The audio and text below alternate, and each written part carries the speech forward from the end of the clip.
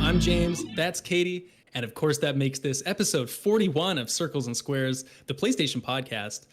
But Kate, I would say today is a little bit of a refresh of sorts at episode 41, because for those of you that are YouTube viewers, we're on video. I'm glad you can see our happy faces, and this is Circles and Squares, the podcast. Kate, how do you feel? This is a big step. This is really exciting. We've talked about this for a while, and I know it doesn't make a difference to like audio only listeners, but like I think it's just fun having that extra like visual element and like, you know, seeing all like the dumb faces that we pull as we talk. Yeah, when the camera lags just for a second. And yeah.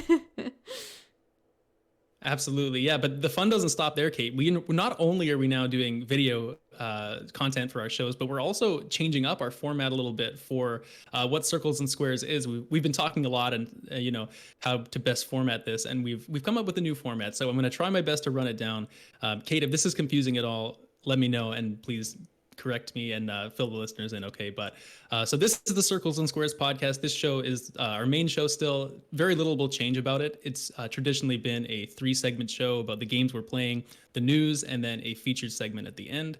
But we've decided, we're going to take the news portion out, and the Circles and Squares podcast from this show onward is just going to be the games we're playing, followed by a fun feature segment, which in today's show is a funny user review quiz. We'll get to that later. It's going to be a blast. But so the news portion getting removed from this show is now going to become its own show called the Circles and Squares News Report. And that's going to come out on alternating Mondays with the Circles and Squares podcast. So today you're listening to this on, what's the date, Kate? October 18th. Mm-hmm. That means Circles and Squares News Report will come out on the 25th, and then they'll alternate from there. That makes sense. Yes. Luckily, we have one more special announcement to go over, which is that we have a third show, which will be starting up as well, called Circles and Squares Extra. And this show is not on a schedule. It's more so whenever we have some extra time or we want to talk about an off-topic something, a Marvel show, a book, series, a board game, whatever it could be. It could be a deep dive and spoiler cast on a game. And we're going to just do those as we feel, and it should be a good time. And just a heads up for everyone out there, Kate will be hosting that show. And the first episode will be coming out on March 22nd, which is a Friday, which will be our full thoughts on Marvel's What If. So that will be a lot of fun. And I'm looking forward to starting to make some non-game content here and there. It should be a good time. Yeah, exactly. We're pulling a what if Circles and Squares wasn't just games? So this is great. Obviously, gaming is something that we're both passionate about, but we have other things we do in our day-to-day lives. And so sometimes it's just nice to talk about something different. So Got to do a Dallas Stars podcast at some point, Kate. Well, we'll do a Dallas Stars extra. You're Got my jersey on. You're gonna need first another game of the host season for that today. one. I'm out. I'll find somebody. But anyway, Kate, I don't think, did I miss anything there, or are we good to go? I think that makes sense, right? We are good to go. I think that's everything that anyone needs to know.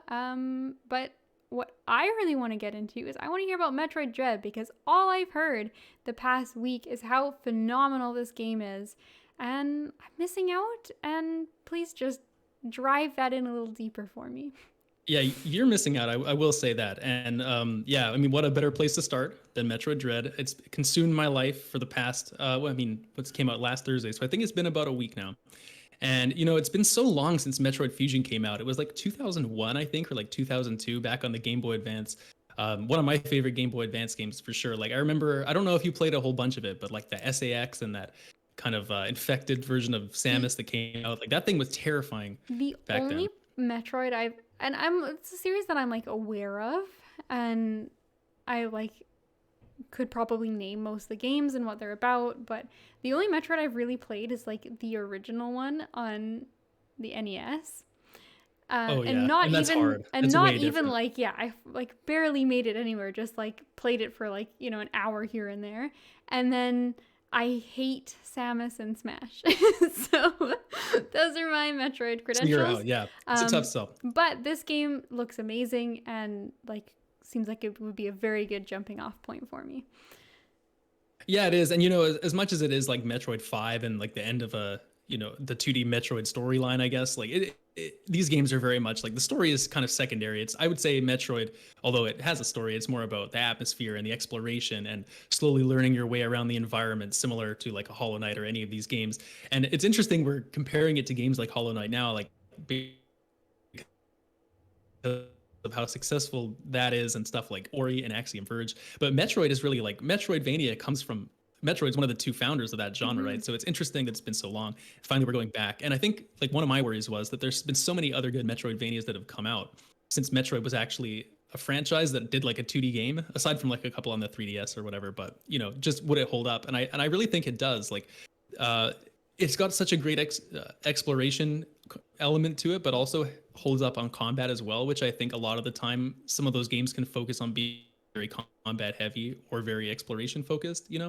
Like I feel Ori is more about the exploration, Hollow Knight combat. This is a really nice mixture, and I would say it's just been a complete blast. Like it's just gotten me so absorbed in exploring the map and figuring out. I'm at a save room now, but if I could just push on a little bit further, I can see there's another room with some kind of collectible or a new weapon or something up in the distance, and it's got this icon that's flashing on the map, and it's just so good at breadcrumbing you along to the next thing, and it's been a great ride. Very, very well paced. But it sounds a lot like my experience with Bloodstained Ritual of the Night, which I think is a little bit more Castlevania inspired. But it felt like a little bit more like that classic Metroidvania compared to what you mentioned, Hollow Knight, which is quite a bit different, and Ori, which I think does its own thing as well. So totally, yeah. So the big difference in this one, I guess, is these things called these, and those are the robots that can chase you around. And this was the other thing I was feared at, or I had some dread for. I mean, they are for pretty this game scary, so that's totally they're reasonable. scary. They're scary. And the thing I was most worried about was that I was kind of thinking it was going to be like, well, can they just pop out anywhere on this map? Like, am I always at risk of being hunted by this thing? Am I going to feel rushed while I'm exploring around, collecting all my pickups? And luckily I'm not, because this game kind of has a story reason it restricts them to certain zones of the map, so when you're entering and exiting an Emmy zone. And what I like about the Emmys a lot as well is the pacing, because one thing about Metroid is that if you want to be very thorough and you really want to find everything, and you don't want to leave any stone unturned, because there's so many hidden collectibles, like hidden energy tanks and different upgrades you can get. And one of the things the game does is that with these Emmy zones, like you're getting chased when you're in there, you need to be very careful, because the Emmys can kind of sense where you are with the noise you make, and they have little sensors around there as well. So when you're in those zones, like oftentimes you don't have a lot of free time. You are just simply trying to survive and run to the next safe area, which is, I think, a nice change. It adds that little bit of panic to what's otherwise like exploration. You can take your time. And the Emmys, like, they cannot be killed. If you get caught by them, you're really struggle. Like, the only way you can survive is there is a very small, like, 1 frame parry window that you can hit it, and you will be able to stun them and get away. But the timing changes every time you get encountered by one, so it's legit like a random chance if you're gonna parry this thing for the most part. So I've done it a couple times. It feels really good. But I mean, the whole way you get the Emmys defeated is you have to go defeat these other bosses in different rooms and get this other weapon from them that allows you to. It's the only thing that can kill them. Like, there's this whole elaborate thing, and it's almost like the Emmys defeating them are like sub bosses to the other bosses that are in the game, because there are traditional Metroid bosses that show up as well. And of course, they all reward you with different pickups and beams and morph ball and missiles and all these different things that Samus picks up. And there's a lot of power-ups in this game, and I don't want to get too far into those, just because it is spoiler territory for people that are going to play. There's a lot of returning powers, obviously, that people will know. There's some really, really cool new ones as well, and especially, like, that's the thing that I need to talk about next, is the visuals of the game. I was kind of torn on it, and like, what's your opinion on these games that are 2D but have like the 3D depth backgrounds? I think they vary in quality. Like, the first main one that comes to mind is, I think that was the big thing with, now correct me if I'm wrong, but that was the big thing with Octopath Traveler when it came out, and it was like 2.5D or something. Is that the same kind of yeah ratio, like aspect ratio got going on? No, because I mean, that game is still 3D, right? Like, this is like a side scroller, but the background, instead of just being flat, is more depth to it. Like inside Limbo, they kind of have things that happen in the background. Anyway, it's an art style, it's a look. it's not always something that I'm a huge fan of, but I think in Metroid it's actually worked out really well. And the thing about the game is that a lot of it can be very dark and very like you're inside this facility and the ship. It's very robotic, but the game has some really beautiful kind of areas they add in both in those type of environments and also in some more lush environments like caves and whatnot, or you're outside and there's a bunch of rain. But the way that they just add a bit of detail to the background, and there's sometimes creatures like running around and you can't go back there or anything. It's just like it's almost like adding depth in behind. I see what you mean. Yeah, it's like what you're doing. you're in the foreground, and then there's like things Yes, taking place yeah. in the background, and so yeah, it's kind of almost like Ori's like that, and Yeah, those to an types of extent. games. Yeah, just with a Yeah. very different So art it's not style, always the look. obviously. Yeah, it's not always the look that I like, and I would say like it's still probably not my favorite, but this is one of the better instances of it. But what I really like is some of the lighting effects in this game, and like the way that Samus's blaster kind of like there's a shine to it when you shoot it, and when you're in the save rooms and the lights are off and the floor kind of has this reflective kind of like as if it's just been polished, like this nice marble Hmm. floor, and the lights on her boots and all her suit will reflect off it as you're running, and it just has this really clean look to it, That's which I nice. really So really yeah, like. when the Emmys Like I just aren't spent some hunting you time jumping down, around. when you're outside of the Emmy zones, they're not hunting you down. They're like pushing some mops That's right. along. That's right. That's right. Yeah. Yeah.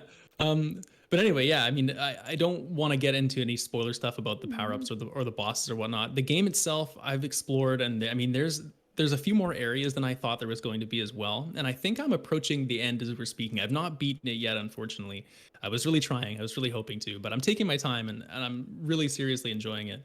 But I think I'm getting to the end. I think it's about 7 or 10 hours wherever you're at, but it depends if you want to go back and collect everything. Right. And you know, because there's some power ups that aren't really necessary, and that's another thing about the game is traditionally I think Metroid, and correct me if I'm wrong on this because I'm not an expert, but I think Metroid traditionally has been more like you always need to collect the powers in sequential order to kind of get through the game, whereas in some like Castlevania, it's more you can sequence break a little bit or choose different orders to do different things in. So, but this game actually has a bit more of that type of philosophy to it. And something that I learned that's really cool is it's the morph ball. It's a standard Metroid pickup. It's in Hmm. like every game. Everyone knows the morph ball's there. So I'm not. It's not a spoiler to say that I got the morph ball, but there's a boss that I fought before I had picked it up, Hmm. and if I would have had it to fight that boss, if I would have waited and like, picked that up first, there's actually a way where you can kind of break the boss and kill it in like one hit, and with something you can do with the morph ball. And it's like it's not a glitch or anything. It's like a hidden thing that you can do. Like Ah, the programmers like built it in as a secret, like an Easter egg. And that's I kind think of that's just cool. really cool. And I'm so excited to finish. Yeah, I'm so excited to finish and look up like how many of these things are in the game, because I think that that's one thing this game is doing so well is it's just getting all the little things right. And I feel like it's because it's been so long since we've had a Metroid. Even just little things like the animations on Samus, like when you aim with the circle pad, so it's not like Hmm. you're aiming like diagonal up, diagonal up. It's like you have full 360 motion, but her arm animated perfectly for every single one of those angles, and the way her body mechanics move around and how she's aiming, like it just looks really clean compared to a lot of games that I feel don't always go that extra mile on those type of details. That's cool. It's cool to see that coming because, like you said, it's been so long, and so like it is such a modern take on the franchise, which like normally you see it kind of evolve gradually over time with like regular installments, but this, because it's such a big jump, is like a big difference from the previous Metroid to what you currently have. And like those are definitely some really cool like modern things that people really appreciate now, like with the morph ball and like all those little secrets. And like old games like definitely did that too, but just being able to order things differently, I feel like is such a like something that's really valued right now, and like player choice and player like freedom of how they want to approach things. So Yeah, I that think is so. that is super cool. And also just details like that are so fun. You feel so clever when you figure them out. And there's nothing more rewarding in a game when you like have that light bulb moment. You go, wait, hang on a second. Do you think I can do this? And then it works because like And it works. you like figured something out. You applied like logic to the situation, and it was like something that like normally in a video game, like there's that suspension of disbelief. But then when it actually like follows your chain of thought, like that is a very, very special moment. And you remember those more so than like the time you actually spent playing properly the game. What you remember is like, oh shit, they let me use the morph ball in this weird way that I thought I could. Yeah, exactly. Well, I think that's what most people think, like with the morph ball, when they first would have found out about something like bomb jumping, right? Like you can plant a Hmm. bomb at your feet, make you jump, and you can do a whole bunch of things with that throughout Metroid. That is, I think you can do some like skipping and stuff with that too. But it's one of those mechanics that's like a deeper level. But you think about it, and it's like, of course that would work. It Hmm. just kind of makes sense, right? But I just wanted to talk about one other aspect of this game, Kate, and that's of course that it has Samus has a parry in this game now, which of course I have to bring up to you because I know it's like your Yes. favorite thing. I had that. I Metroid had that has in a the back of parry. my mind. Like, if he doesn't mention the parry, I'm asking about it because I want to know. It looks quite nice. Does it feel good? Now, I mean, I will never trump your judgment on the parries. I think out of the two of us, you're the authority on parries. But until you play Metroid, I'll definitely lend you my copy. I think it's something Hmm. you get into. But I would say the parry's pretty good. I think it's. I would like to say it's almost a bit generous with its timing in certain Okay. situations. Like I felt like I've messed up and it still works. So I think some of the hitboxes are kind of generous. That being said, I've definitely noticed them getting smaller as I've progressed to some of the higher areas. I think like especially this last area that I've gotten to, it's very small, but there's some very very challenging enemies there, and I can see it getting like I find that I'm using it less because I mean you have so many ranged weapons in Hmm. Metroid. For me, the parry kind of comes into play when I get snuck up on by a little guy that comes at me quick, or like an enemy that I didn't notice, and I just try and hit it. Right. But I think there's totally room for someone to play more aggressively and kind of be running in and it because a good thing is if you parry an enemy, they die in one hit if you to shoot them Mm. afterwards. Okay. So So big I reward mean, on you the can play parry. that way. You just can't mess up because I mean, you die quick. I mean, it depends how many health tanks and stuff you find, but you'll definitely be rewarded for using it well. That's for sure. And I think for that reason, it's like why I have to convince you to play Metroid when you get a chance. You know what? It does look That is good. so short. I will say Metroid's been a franchise that I've always respected, but never really has drawn me. Partially, Hmm. it's there just haven't been that many modern games. The other thing is too is that I'm not usually a big sci-fi person. It's just not something that ever like draws me in. And I don't know, maybe Returnal's kind of pushing me over the edge on Kind of that. change that a little Although, bit. you know what, I will say I stand by what I said before. I don't think Returnal's a sci-fi game. Returnal is like a Lovecraftian horror game pretending to be sci-fi. So It's a lot of things. Yeah. it's a lot of things. But maybe it's like drinking a Radler on your way to a beer. Maybe that 2% of the like Yeah. sci-fi influence is getting in my Sure. brain. Yeah. So It's just like that. Yeah. It's just like that. exactly. And so this game genuinely looks good. I like the like horror vibes to it. I like that it's got some scary sections, but it's also not too scary that I couldn't play it on my own. So I definitely have a good feeling about this game, and I think I'd like to try it. It's I think you just would too. it's just competing for time with a lot of other things, and that's unfortunately the reality, but knowing that I it's not a know. very And that's the long thing. game also helps a lot. So I mean, if there's you mainline it, I think you can get through pretty quick. And the game does a really good job, in my opinion, of kind of leading you to the next thing. Like it's very easy to veer off the path if you want and go exploring. But yeah. if you kind of take where they're showing you to go and what kind of makes it the most sense, if you were to guess where they want you to go, you're usually in the right place. I'm sure you could get through it. I think that's my Um, problem though, is anyway, yeah, I'm the kind of person where I guess where they want me to go, and then I go in the complete opposite direction because I don't want to yeah. miss anything. And so a 7-hour game turns into like a 14-hour game, which still isn't bad realistically. No, it's not bad. Um, And I've been playing mostly that way too. I think, like I said, it's taken me a bit longer. yeah, I think there's a lot of A other lot things of I'm other playing. times that I've seen that are like 7 hours, something. Yeah. Well, you know what? It's definitely the next Switch game I want to play. It just depends when I want something to take on the go. Might be the definitive factor for Metroid for me. Sure. Makes sense. Anyway, I'll probably do a quick update to it just at the end. I heard there's some really cool stuff that even connects to Fusion near the end. So I'm excited to see what that is. And I will maybe report back on the next episode, Kate. But why don't you tell me about what you've been playing? Yeah. So what's funny is I just took a big thumbs down to sci-fi. Ironically, I've just realized that the game I was going to talk to you about today is Destiny 2, which Yeah. definitely falls into that category. So, yeah, I'm playing a lot of Destiny 2 recently. The push was, I'd never played it before. aside from, I think I tried it for like 10 minutes on someone else's account, and Not a didn't great think, experience of the first yeah, time playing something like that. didn't think too much about it. And so the push was it recently got crossplay, so you can now play, like, all the consoles can now play with people on PC. And we've got a friend who plays on Xbox and is really excited because the rest of us don't have Xboxes, and so he's never been able to, like, play socially with people that he knows. And so he's like, oh, guys. It's a big deal. Yeah, and well, especially with something like a completely online game like this, right? So he's like, oh, guys, like, will you play Destiny with me? And a couple of the guys that I play with had played in the past and, hadn't played for a while. And so it's exciting for them to get back into it. And so I was the newbie, like, sure, I'll jump on. It's free to play. Why not? Are you saying you got into Destiny, Kate? Is that what you're trying to tell us here? Well, I feel like I owe Bungie an apology. I really didn't think that this game was going to be something that I cared about. And I thought, it's just never a bad time playing games with friends. So I'll hop on. It's free to play. I'll do a couple nights of it, and then, I'll go on my merry way. But that is totally not what happened.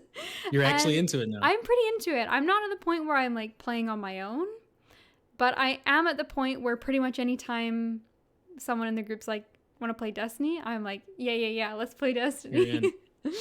Nice. And how is it on the DualSense?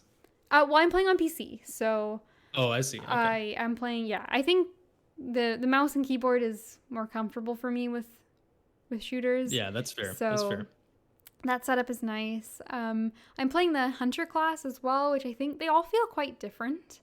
And I think when I tried it the first time, I was like the heavier Guardian, I think it is. The Guardian? So, that's what I played in Destiny 1, and I liked it. But I mean, so I think they're a little bit heavier. They felt a little bit more like a Halo kind of, like, a little bit more weight to it that way.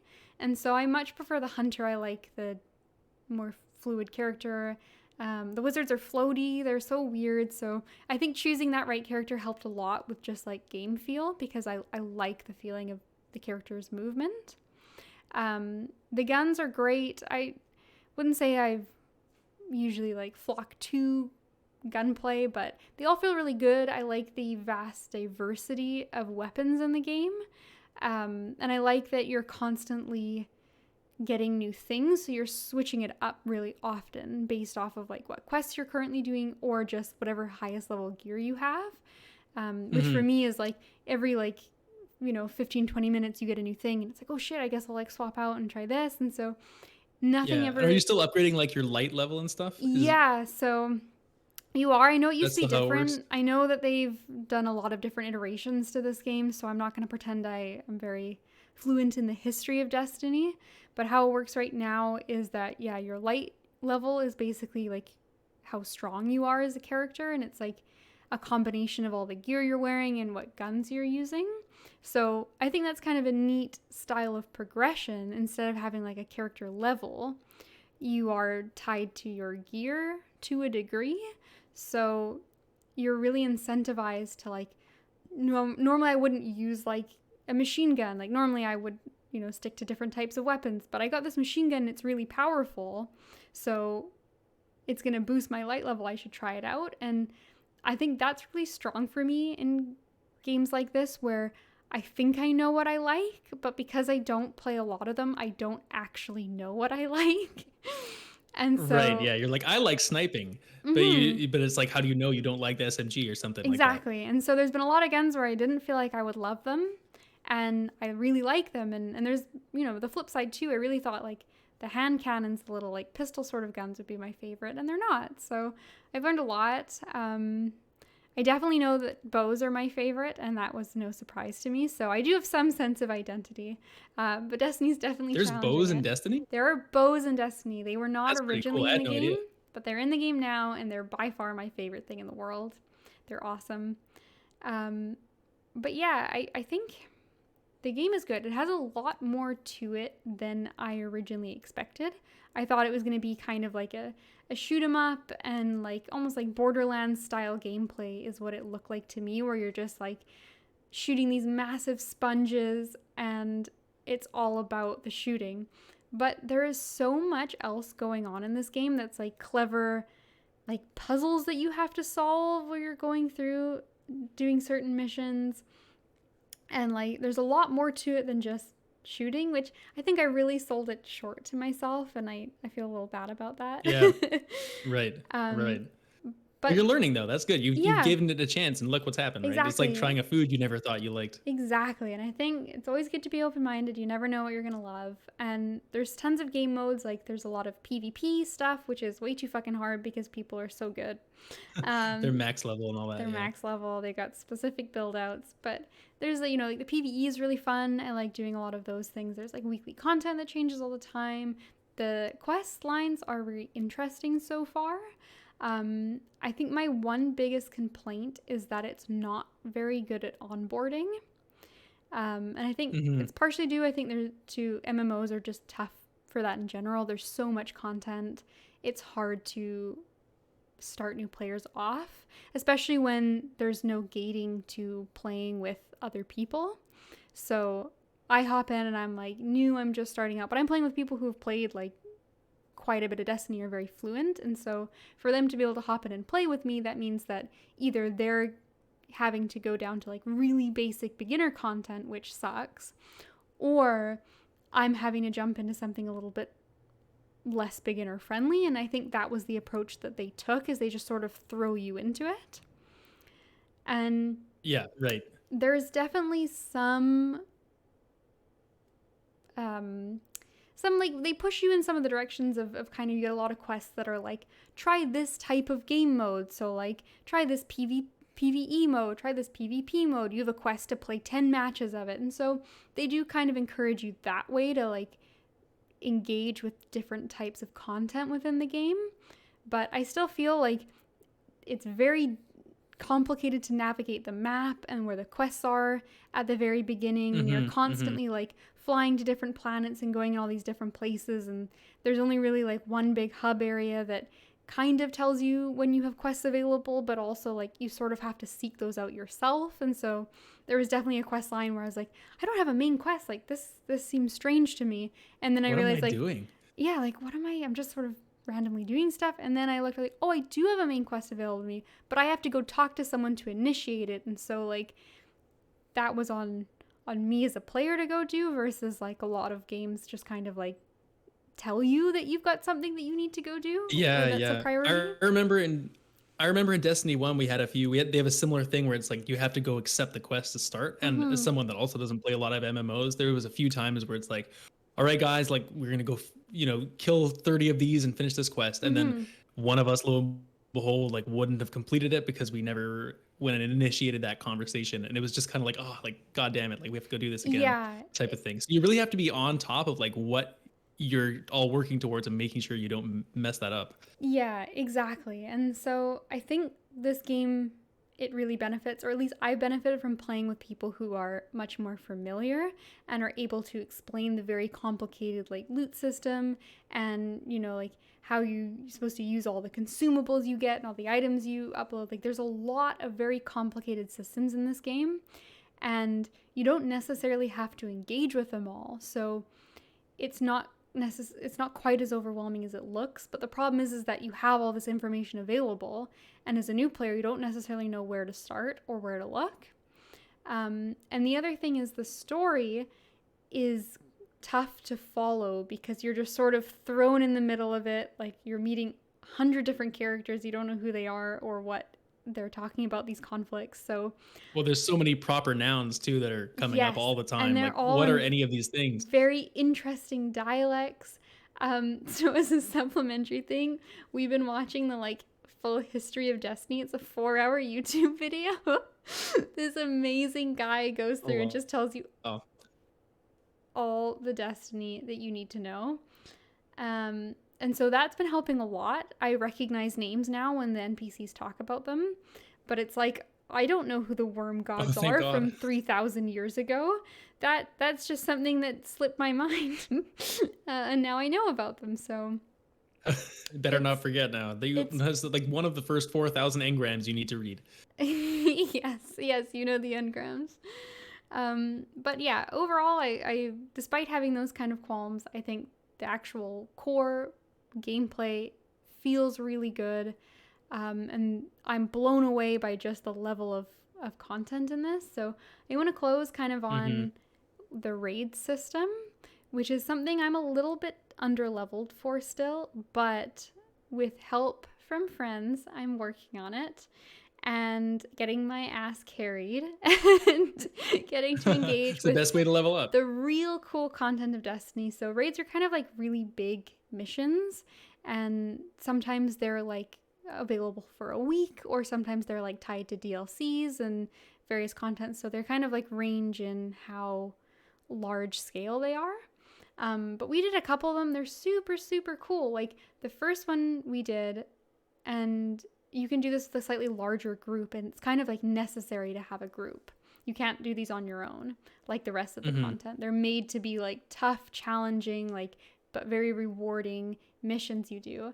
And the first one we did, so you can ride these little like bikes. They're called sparrows. Of course you can. And you ride the bikes. That's how you get around places faster. And the first one we did was like kind of like this like weird, it wasn't a maze, but it was like you were in this like really cold planet, and you had to drive on the sparrows to these like warm bubbles. Otherwise you just died of frostbite. But it was really hard to figure out where the next one would be. So we were having to like drive as fast as possible and like jump off of cliffs and like avoid obstacles and like make it to the next one in time.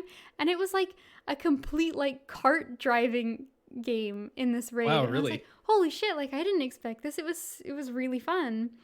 And then we played another one, and this was one of the smaller, I think must have been a weekly one.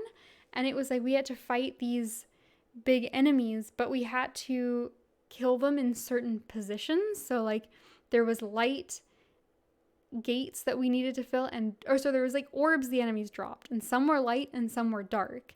And they dropped dark ones if when you killed them you were in shadows, and they dropped light ones if when you killed them you were in the light. And so we all had to coordinate, like we need the dark orbs right now to progress, so everyone has to be in the shadows to fight. And so you're like moving around and like positioning that way, and then it's like, okay, now we need light orbs, like everybody get in the light. And so like it was like this kind of quest. We progressed and we were fighting different enemies, but we had to like do this puzzle at the same time as we were fighting. That's cool, them, yeah. which is really cool, and it requires like a lot of coordination with your team. Like I don't think you could do these like just hopping on with randoms. Like you need to be like on voice chat doing these things, and it's like everyone's calling out like, okay, I've got darks, like I've got darks over here, like okay, this guy's almost dead, like someone in the light, shoot him. And it was really cool. And like not the kind of like more, I want to say like high level or better content, because like something like Borderlands, like I don't think there's anything wrong with that, but it's just not the level of like additional content that I was expecting in the game.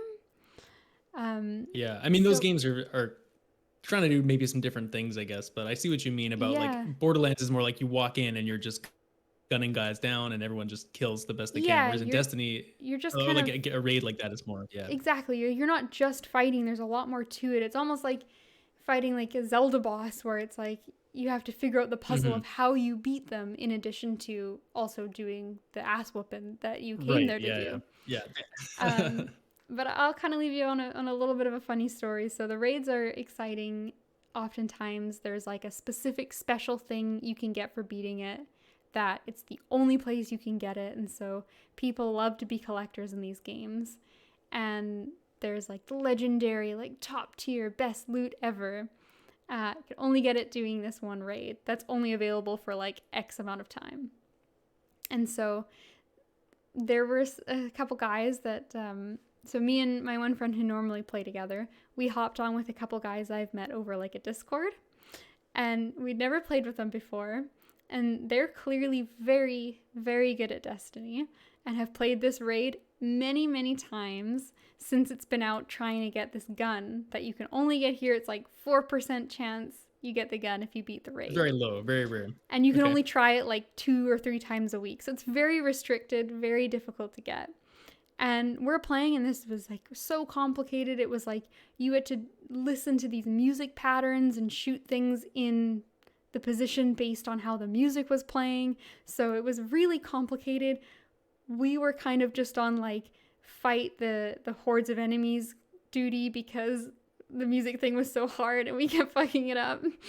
And so we're laughing the whole time about me being really underleveled and just getting like one shot by everything because my character wasn't strong enough to be like, it kept, every time I died, it would pop up and be like, the recommended power level for this raid is 13-15. And I'm sitting there at like, and just shove it in your face. Yeah. Every time I'm like, I know it's too late for this. And so we're laughing. We're like, I'm going to get it. I'm going to get the gun. No one else is going to. And 100% we get to the end. There's 7 of us playing. These guys have been doing it every week. We get to the end and we roll up to that loot chest, and guess who's the only person that gets it? Is this right if I point this way?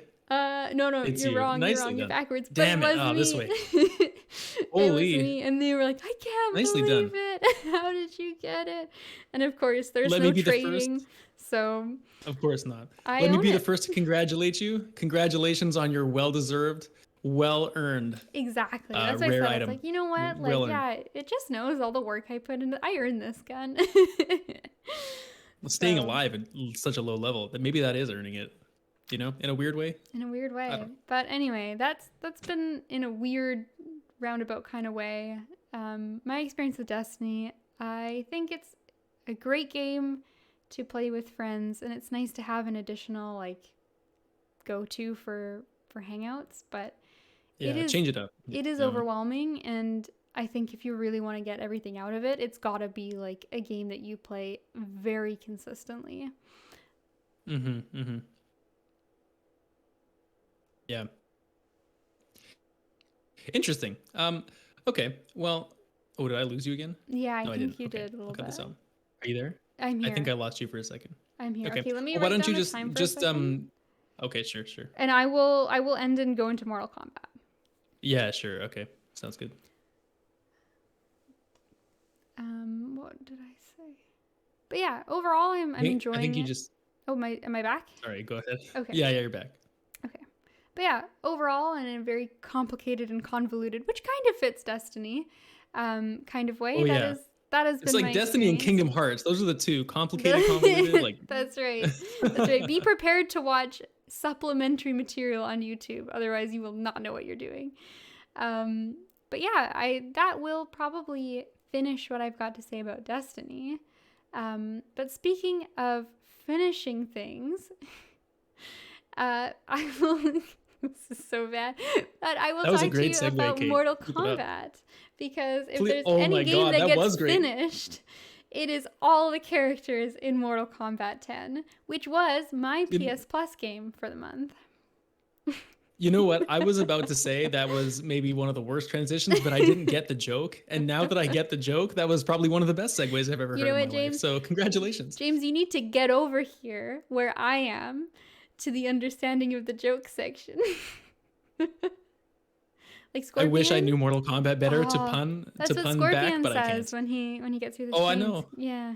Yeah, I'm on it now. I just don't have another one for you. Okay. I So, mean, yeah, anyway. you're ice cold Sub-Zero. I don't know. Sub-Zero, That's- yeah. Yeah, something about Oh my Johnny God, is that Cage. a scorpion behind you? Thankfully the game is the game is as painful as this conversation is turning into, but that's only because of all the fantastic gore that the series is known for. To be honest, I played just the tiniest little bit of this. Fighting games are not something that I engage with too much aside from Smash Bros, although that's a debate whether or not it's counted in the Represent. same category.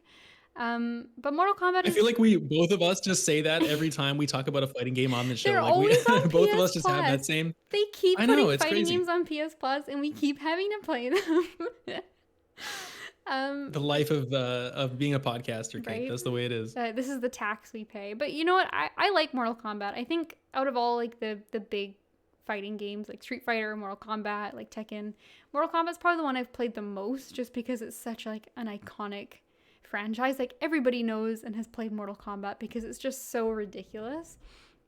And it's like, Yeah, I think I'm with you on that. Aside from probably Soul Calibur, but yeah. but yeah, it's like just such a parody of itself. And so 10 is probably the Mortal Kombat I've played the most as well. partially, I remember when the game came out, and a funny little story about that is, I was the guy I was living with at the time when it came out. He's like pretty into fighting games, and so he was like, "Oh, I'm so excited!" He bought it, like he pre-ordered it, and was super excited about Mortal Kombat and getting into it.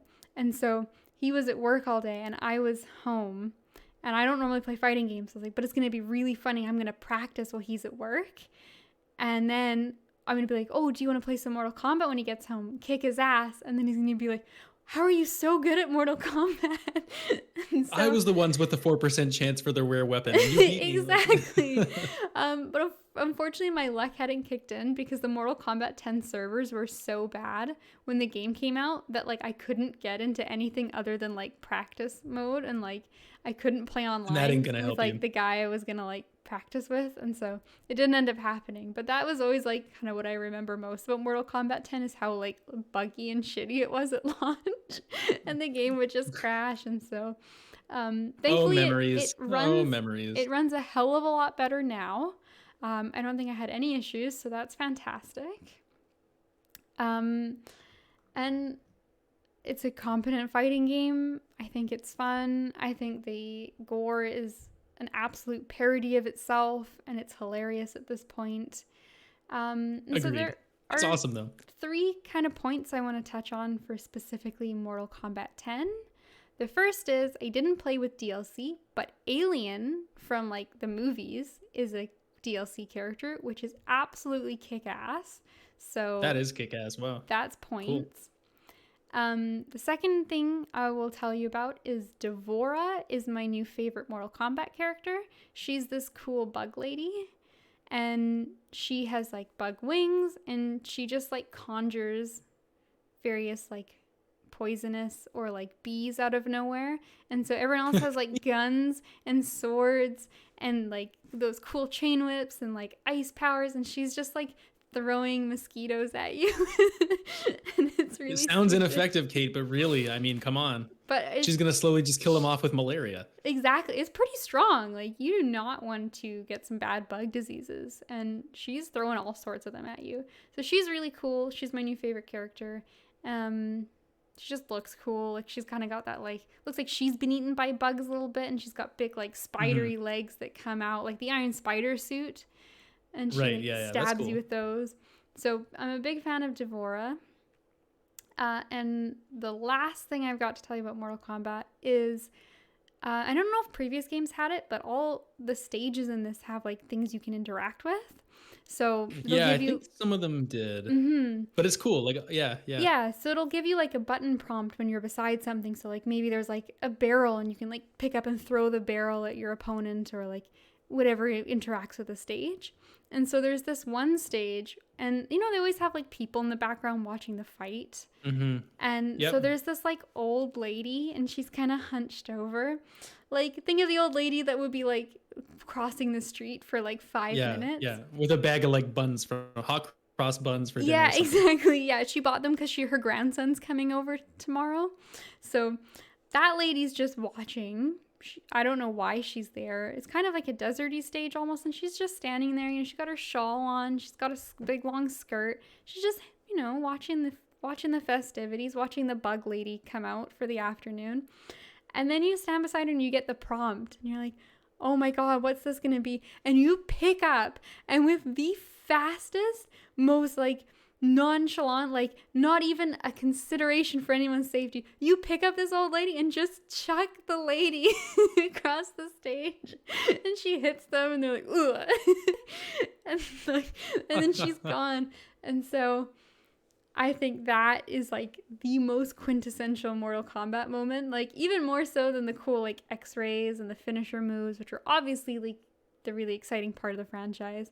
My quintessential Mortal Kombat 10 memory that will replace my unfortunate hardware technical issue is now just chucking an old lady for no reason with no context as a viable strategy. Oh God. You know what? That would be so funny if they really went all in on that and did like the X-ray thing and showed her spine that was already probably kind of shattered in places, like really shattering. Like show her hip replacement pop out. It would have just been fantastic. I'm just excited Wow. for the next Mortal Kombat, and she like comes back as a playable character to seek her revenge.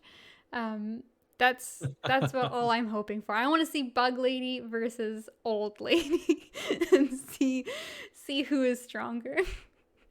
What a way to sell a game, Kate. Let me sell you on a game for PS Plus because I didn't play any Mortal Kombat. I know I said I was going to.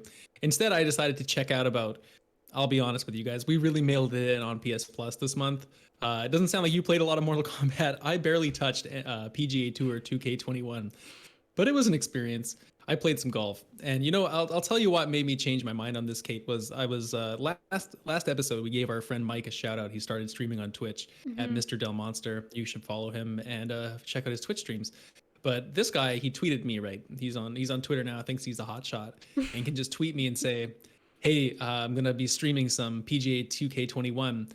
Maybe playing golf with Jackpot, which of course is me on Twitter. So this guy's out here, and I'd like to say he's like, creating some beef, but we talked about maybe streaming some of that together at some point. So it's not really beef as much as it was like an invitation. And I was like, I'm so down to golf with you on your stream. Right, but he I'll have to practice up, make sure. Yeah, so he gave you out the like Twitter white glove slap, if you will. Exactly. Yeah. He slapped me in the face with a white glove over Twitter, which is how you do it in 2021. And so, especially with the pandemic.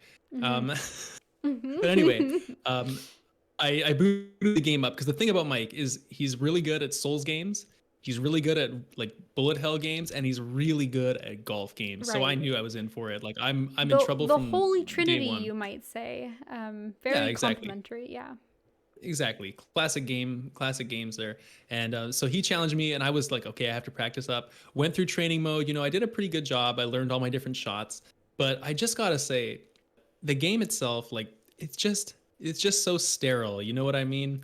Like kind of like that WWE game we'd played before, or like the tennis game. I forget which one it was. I'm so sorry. Apologies to tennis on PS Plus.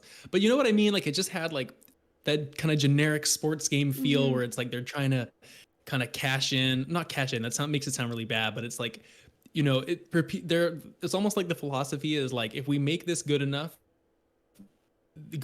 then people who really like the sport will want to play it rather than making it a legit, like good video game. Like MLB is always regarded as like, this is actually a good game, even for people that aren't necessarily huge baseball fans, but the game itself is fun. And the way you can manipulate your career and do what you want to do is fun.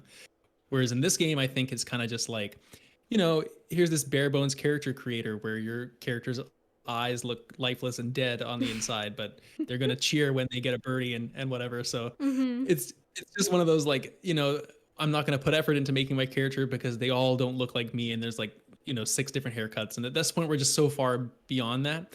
And I think part of the reason is because they lock a lot of that stuff behind achievements. Like you can do achievements that'll come up and say, on this hole, if you drive the ball from the tee 300 yards, then you unlock X amount of currency, and then you can use that currency to buy new clubs for your bag or outfits for your golfer, stuff like that. So it's got some cool stuff going on, but I think like I'm nowhere near I mean, I love playing golf, but I'm nowhere near, like, I don't follow the PGA very closely, like I'm not up on all this stuff. Like so this kind of has that classic sports game syndrome where it's like, do you like golf? Are you a really big golf fan? Then maybe you'll play this in the winter when you're not out golfing. Exactly. But like, it's not a game that anyone else is ever going to care about. Exactly. And that's unfortunately where we're at. And to wrap up my story, I texted Mike afterwards and I was like, hey man, like I'm trying it out, because he was playing on PS4 and he said it was just laggy to hell and like loaded for like minutes at a time. And I had a better time than that, of course. On the PS5 you're expecting it to go quicker, but I didn't have a great time. And I texted him, I was like, look dude, like this game, is it really that great? And he said the same thing. He played a little bit and deleted it. So as far as I'm concerned, I don't think we're actually going to be having that challenge now, the golf challenge. So we'll see if he listens to this episode and gets in touch. Like I'm still maybe willing to hit the links with him, but if not, we might be streaming something else. Which maybe we'd enjoy a bit more. It sounds like, if anything, at some point you got to move this golf challenge over to Mario Golf, because I think that's the real competitive golf game here. Oh, You see, you're not wrong about that, but I do not want to play Mike in Mario Golf. That is like, that's like if someone was like, "Hey Mike, if you play me in this game, you can pick whatever game it is. If you win, I'll give you like $2 billion." Mario Golf, he would never lose. I can't. But it would be fun. It would be fun. Anyway, Kate, I mean, I wish we had played more of these PS Plus games. Not a great month for us, PS Plus wise, at least for our tastes. But I do have one more game I need to talk about here, and I've been apparently really going hard on some good games because I had Metroid at the start. Fantastic game. I don't think it's my game of the year. Like, I think that's a bit hyperbolic, and I don't like to say that kind of thing, while I'm still playing it because it's so fresh. But it's really good, and it's definitely like in the conversation as one of the best. But I played something else that was a bit older as well, and so back in 2012, a company named Arcane came out with a game called Dishonored. And this game was praised a lot for being a fantastic stealth game with lots of different variety and excellent level design. So unfortunately, I didn't play it back then. But recently, as we know, a game called Deathloop came out. And that game has been extremely popular. Legit is like a serious game of the year contender as well. And, I was debating, right? This is that game we talked about for so long. It's like, do I buy Deathloop? We've seen so much.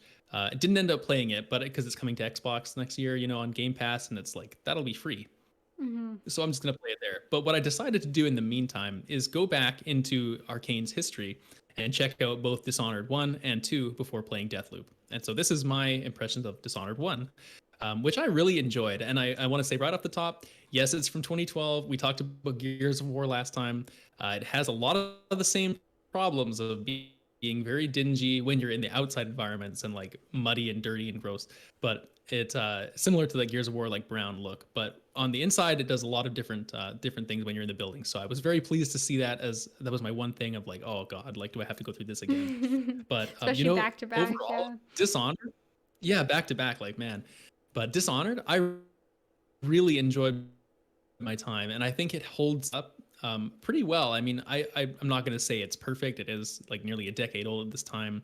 I think that like the feeling of moving around in first person has just gotten better since then. Like, it reminds me of playing the vibe of the game, actually, and the way it feels. I would say it's very similar to like a BioShock in the way that you move around and they switch your powers and have all the different things going on. Yeah. And I would say that BioShock, I played it a couple years ago too. I mean, it's not bad, but I just think that games just feel a bit better now. So that's all I would say. Like, it's good. You got to have the time context in there as well, but it's not bad by any means. And I mean, what I really loved about this game, and the thing that had me most interested in Deathloop is like the environmental mastery of the way that Arcane's been known to craft these worlds with so many different looping paths and secret entrances, and depending like what skills you spec into, the way you can tackle everything so differently. And I know this is nowhere near as expansive as like Deathloop would be, but I was impressed with the way that the game functioned. Like, I was expecting it to be almost like, okay, you've got to infiltrate this building. You can either try and walk the front door, or there's a sewer, or like a skyscraper, and you can pick one of these three kind of modes of entry. But realistically, like, I think, to generously estimate, like, I feel like some of these scenarios must have like 6 or 7 different ways you can enter certain buildings, or like go down certain ways if you have depending what you have equipment wise. So I really was impressed with kind of that variety.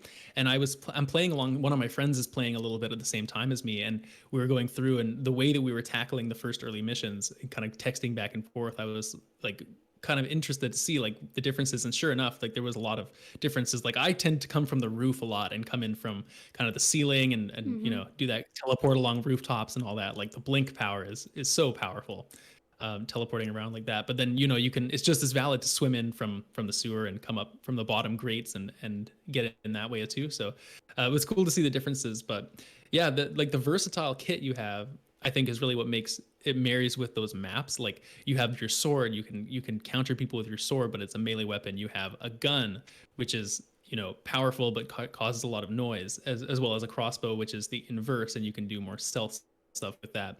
And so you're kind of figuring out, like, will I kill this guy with melee? Do I shoot him from afar and then teleport over to like where he's standing to get a different viewpoint? And there's a ton of other powers too, like the teleport I mentioned. You can see through walls at a certain point.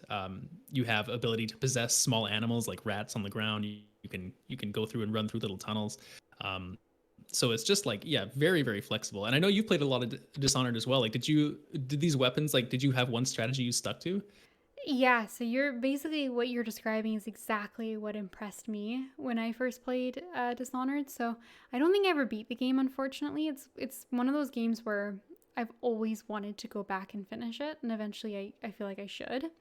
But I played this game like, oh, it must have been like my last year of high school. Like it's like far back now. My memories of Dishonored, ironically, like are my high school memories of like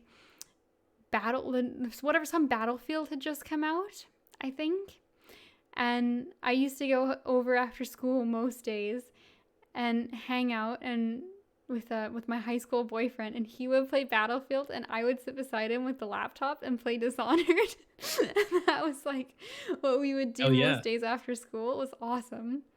But yeah, Dishonored Yeah. was a joy. I think I typically think I tended to rely on the blink a lot as a tool, and I definitely And they give that play. to you really early. Like it's, Yeah, it's like your yeah, bread and butter kind of skill, and you can upgrade it, I think, to blink further, but it's definitely like kind of the core movement tool that the levels are designed around. And then obviously there's a lot, like you said, of different definitely. paths based off of just personal preference, and then also whatever kind of augments you've got on your abilities that maybe like open up some other gates for you. And so I think I tended to do a lot of the like, yeah, high up the rafters kind of thing. I remember a lot of like sneaking along pipes, and like even like I remember teleporting just to little things like there's like a lamp post and you can get on top of the lamp post if you Totally. teleport, even though it's such a small thing to stand on, like that might bridge you between two rooftops or something. So it's Totally, yeah. it's It's all about finding the route and finding the path and like how can you get there type of thing. yeah, One thing I absolutely. will say is like the enemies definitely aren't that smart. Like they are quite easy to fool, or like there's certain Mm-hmm. situations where you're crouching behind like this little fence or something, and you know, like they would clearly see you behind there, but because you're crouching and you're behind it, like the game registers that as being hidden. So it's kind of breaks belief in that way, and that's kind of what I'm talking about when I say it feels like a decade old game, because that's kind of stealth has changed from that. You know, like I think of hiding back in A Plague Tale Innocence, and like, you know, the characters are way more actually shoved behind the obstacles, for example, rather than Mm-hmm. kind of being out in the open. But I mean, that's really the only downside for the most part, and it's just little stuff. One other thing that I really like, which I think is the game should be praised for, is like the world is quite persistent too.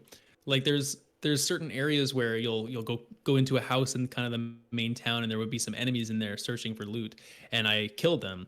And then when I left the house and came back later, they were still dead, still gone. So it's like enemies don't always respawn. You can kind of count on certain areas to be safe in certain ways. And also, like, there's certain side quests that come up throughout the game. And this is probably my favorite aspect of it, is like there's literally ways to complete every mission without killing anybody. You Mm-hmm. can go completely um, murderless if you want, and even for missions where there's your objective is to murder this evil count because he's holding this girl hostage, you actually don't even have to murder him. The game gives you an option to be like, hey, there's some intel that's one of this guy's employees actually has a recording of him saying some stuff that you could blackmail him with. So instead of killing him, you could also sneak to a different part of his base, grab that tape, and then get someone to broadcast it to ruin his reputation, so he'll lose like his power and Mm-hmm. just kind of get arrested and go away, even though he's not actually dead. And there's several examples of that, and I think that's just so genius to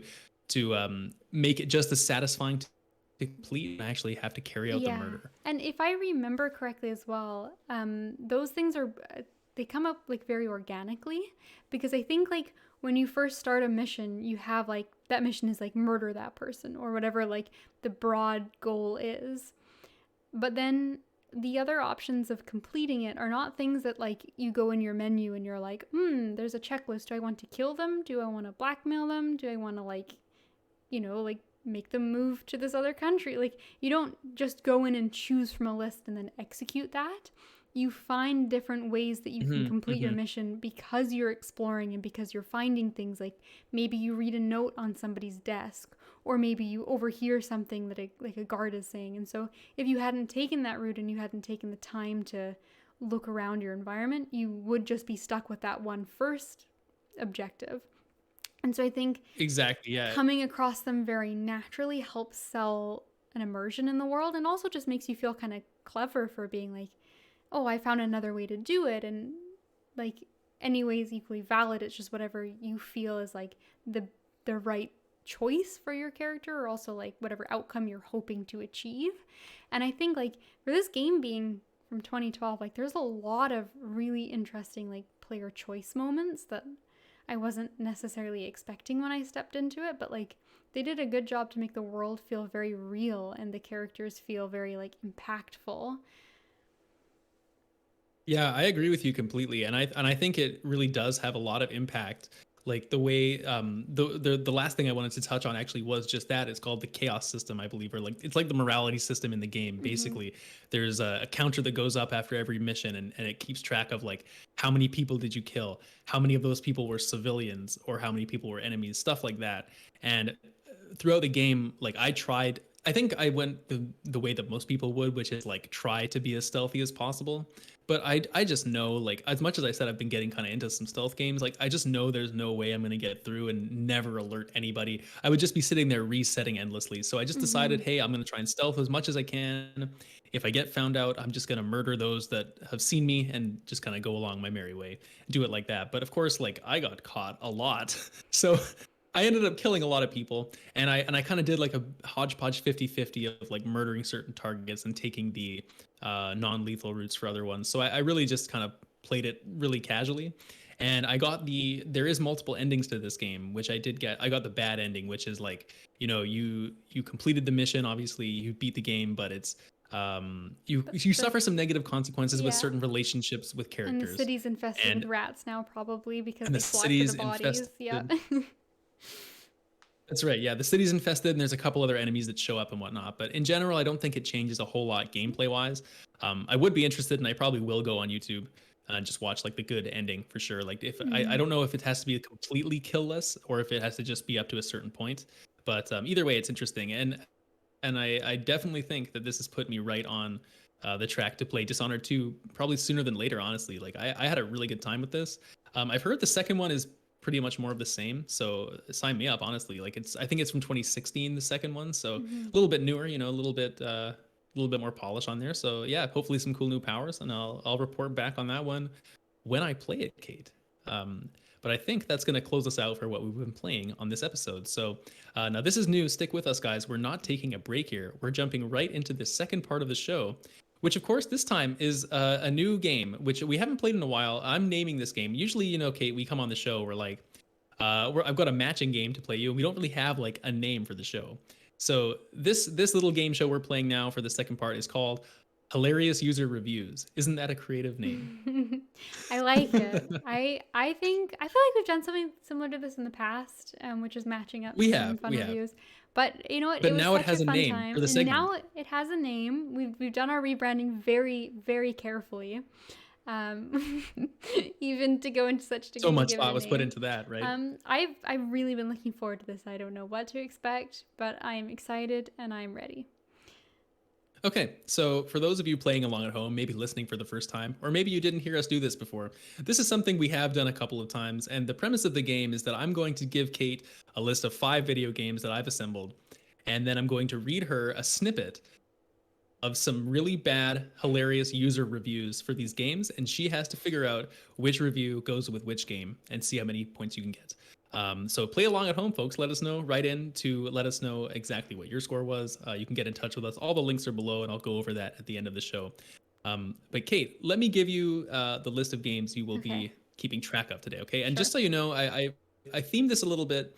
You recently told me last show, and I think it's been a bit of a theme for us now for a couple shows, is like I'm kind of getting into stealth games, and you've kind of been getting into bullet hell games. So this is a list of 5 bullet hell games and their reviews. Wonderful. So your contestants today are, in no particular order, Fury. That's Furi. I want to play that game so badly. I bought it on a Steam sale and I haven't started it yet. Oh, it looks so good. Okay. Okay, well there you go. Yeah, Fury. The Binding of Isaac. Okay. Surprised that has bad reviews. Hard Corpse Uprising. What was that one last? Well, every game has a bad review if you That's look on true. Metacritic. That's true. Hard Corpse Uprising. It's like a Contra game. Okay. More, it's you know what, I kind of skirted the rules on that. It's like a side scroller shooter, Okay. but it's This is a probably little the bit one more I'm bullet hell least focused. familiar with, but I'll work Yeah. it out. Okay, Cuphead Oh, Cuphead, yeah. and Enter the Gungeon. Gungeon, okay. So Okay, my initial thoughts is Cuphead and Gungeon I have played. Isaac and Fury I haven't played, but I'm quite familiar with. The Uprising one, this is absolute news to me. And obviously Returnal's not on the list because it doesn't have a bad review. correct. I didn't actually look for Returnal. Probably should have, just to be funny. But here we go. I'm going to read you the first review. Okay. You can. I don't know if you want to let me know how you want to do it, but just tell me what you think of this. Okay. Okay. Oh, and just for listeners at home, I will be slightly modifying some of the wording on these because there's some giveaways. But here we go. All the collectible weapons are completely useless. None of them feel like a significant improvement over the basic weapons. In fact, some of them are an obvious downgrade. This is a fatal mistake in a game where collecting guns is presented as a major attraction. Okay, that is really bold. It's not Fury because I think that one is really melee. So I'd like to hear another one before I make any choices. Sure. But Okay. That's a good start. Okay. Here we go. Review number 2. This game is by far the ugliest game in every sense of the word. Gameplay is slow, repetitive, and stale. The art style is one of the worst things I've seen. Bland environments, ugly characters and enemies, easy repetitive bosses. It's a shame this is one of the free PS Plus games. Sony should be ashamed. This game is complete garbage, both in looks and gameplay. Avoid this game at all costs. Oh my god, that's so harsh. That's probably one of the most harsh reviews I've ever heard. That is harsh. That is really, really rough. But you've thrown me for a loop because when you said ugly, I thought for sure this has got to be Binding of Isaac because it's got a very intentionally grotesque art style. But I don't know if it was ever a PS Plus game. And this is what I've done on purpose, also, Kate. I threw it in there because you might not have known. And also, I don't think Isaac is bland. I think it's intentionally unpleasant. So I think this might not actually be Isaac, I think this is a trick. I'm gonna think that this is not a final because I will give a final answer once I've seen them all, but I'm gonna think this is Uprising at first because Cuphead, there's no way you could say Cuphead is bland. Gungeon. Okay, I'm just gonna write your answers down here just to make sure I know. Gungeon's colorful. Cuphead is like an artistic masterpiece. Isaac is stylized at least. Fury is like beautiful and vibrant. So we'll see. Tentatively this is Uprising, and I reserve the right to change my mind. Okay, so you're going I have with that. no The idea what second one beat Uprising looks like too. but- I'm gonna assign it the ugly game status with literally not knowing at all what it looks like. I hope it's ugly. All right, look up some screenshots after the show. That's fine. Let's move to review 3. Review number 3. Here we go. Really, really poor game. Swapping fun for difficulty. The platforming sections are god awful. And if you have the gall to even play the easier mode, then you're completely punished for not being able to finish the game. I played for about an hour and put it down. I would trade this in so quickly if I didn't buy digital. Okay, this one I can lock in immediately. This is Cuphead.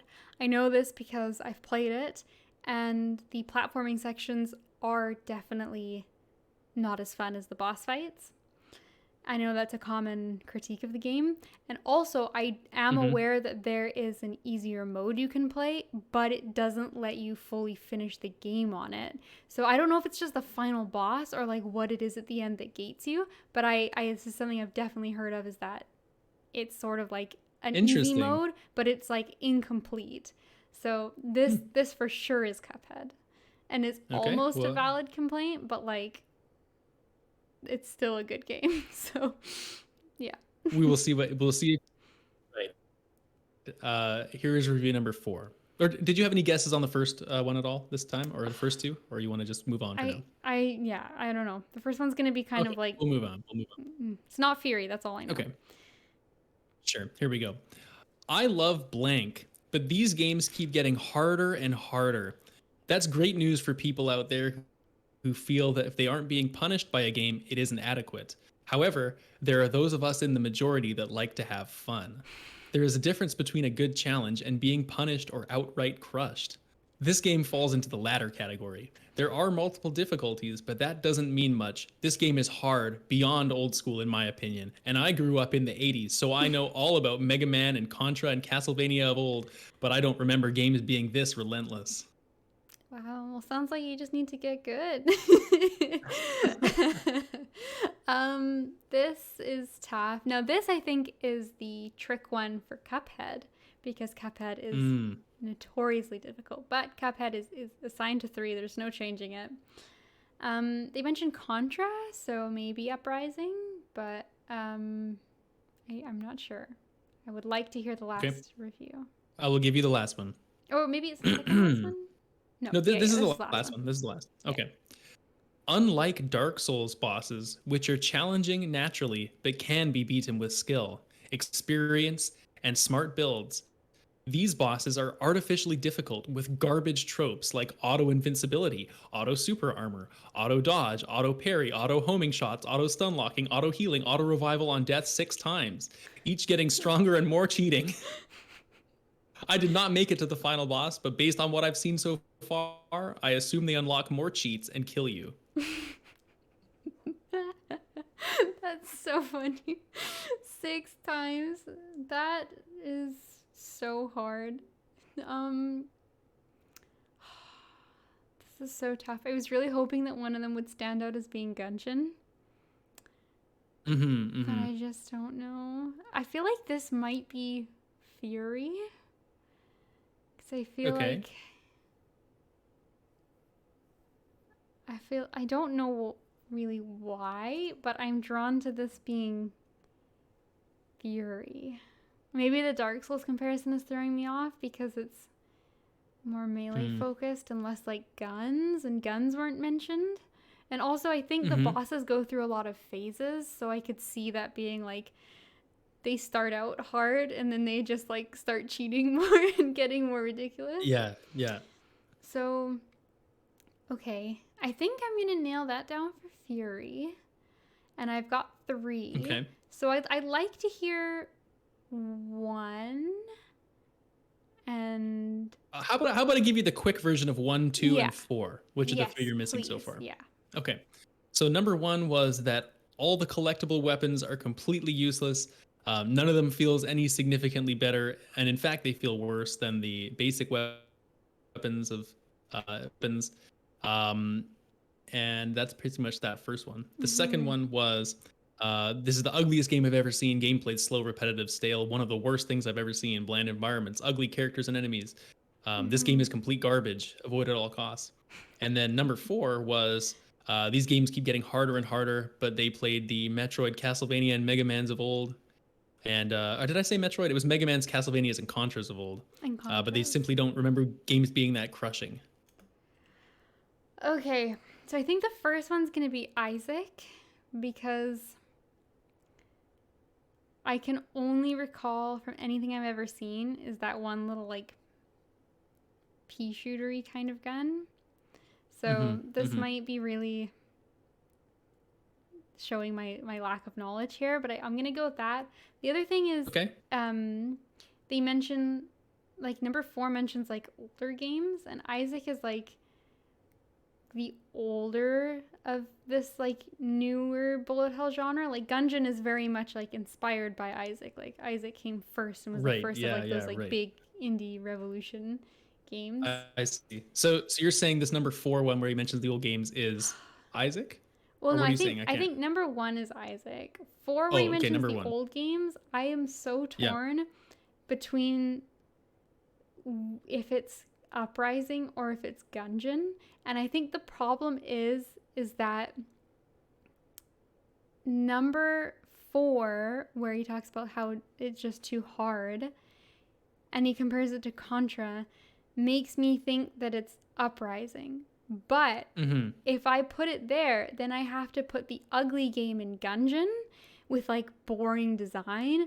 And how do you call a game boring design when like the whole thing of Enter the Gungeon is everything's guns? So like everything's like bullets and guns, and you have like a bullet gun that shoots guns, and it's just like ridiculous and silly. And so maybe the environments are a little bland, but like the game is just like funny and stupid. So, but then again, this person might just be unreasonable. I think all these people are being a little bit unreasonable, but I am gonna stick with my narrative of somehow Uprising is the ugliest game ever, because I think that's funny. I've never seen it, and the other games aren't ugly, so I think this is what my heart is telling me, is that the first one is Isaac. Yep. Number 2, ugly, is Uprising. Number 3 is with the like platforming sections and the really bad easy mode is Cuphead. Number 4 is Gungeon, and number 5 with cheating bosses is Fury. Okay. We'll write your answers down at home, folks. Let's get right into seeing how you did, Kate. We'll see. I can guarantee you got at least 1 point, because I will say right now, number 3 is Cuphead. Yes. And I won't even hold the suspense over you. You were very sure. Yes. And good for you. You got at least points. Oh God. But let's see where it ends. Let's see. Answer number 1. This is the weapons are completely useless. None of them feel like significant upgrades. This is Enter the Gungeon. Oh no. That is. Oh no. Everything's been totally thrown off. And I don't know.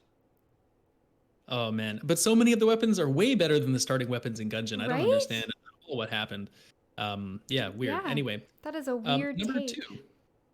I guess in that game there's a lot of like joke and like weapons that are in there because they're funny, or like they're a joke and they're not actually good.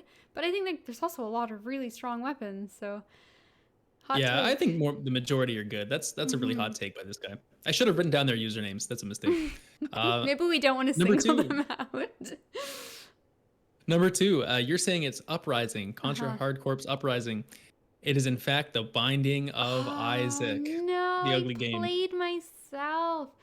You did. You did. And you know what? It's a little bit of a tough situation, because if you had seen screenshots for Uprising, I think you wouldn't have put it in the ugly game. It's actually, I think it's pretty good. Pretty game. I think it verges on being called that. Yeah. Okay, anyway, number 3, Cuphead, like we said. I'm gonna look number up this 4. game. Number 4 is Hard Corps Uprising. So you got those 2 backwards. Oh, yes. And then finally, Fury is number 5. So actually, all in all, 3 out of 5, Kate. That's probably that's not bad. Best score that any of us have got. You know what? I'm looking up Hard Corps Uprising right now, and it's like, yeah, it's got a very like anime kind of art style to it, and I definitely don't think that my answer did any justice to it. It is nowhere near as ugly as I hoped it was. And yes, Isaac is ugly, but it's intentionally ugly, so I think that's unfair. I think so too. And honestly, like, come on, it's I think all these games have some style to them. You know, if anything, if you want to criticize their looks, just say, you know, the top-down 2D thing, maybe it's a bit overplayed, or the pixel art's a bit overplayed, but they're not ugly. Well, I think at least that's part of one of the draws of Bullet Hell, is they're often very like vibrant and colorful games, because not only is it just like a pleasant art style, but it's also like that's often how you tell and like dodge all of the incoming action, is that they actually like use color coding very intentionally to like let you know like what kind of stuff you can dodge and like what kind of bullets they are, and also just to make it very visually clear so you're not like just getting hit by random stuff because there's a million things on the screen. So that's the thing. And you almost need to be able to do that thing where it's like you're looking at the whole screen at once, but you're not focused on any one thing because you're concentrating on like yeah, exactly. It's one of those things where like if you don't really play them, or you're just watching someone play the game you're not familiar with, you look at it and you're like, this is so busy, like it would give me a headache. But then after you're like 4 hours into the game, you just get in this like weird zone where you know exactly like intuitively what you're looking at any given time. Yeah, Yeah, it's the bomb. that's the Um, beauty of bullet hells. Returnal obviously being the uh, prettiest one.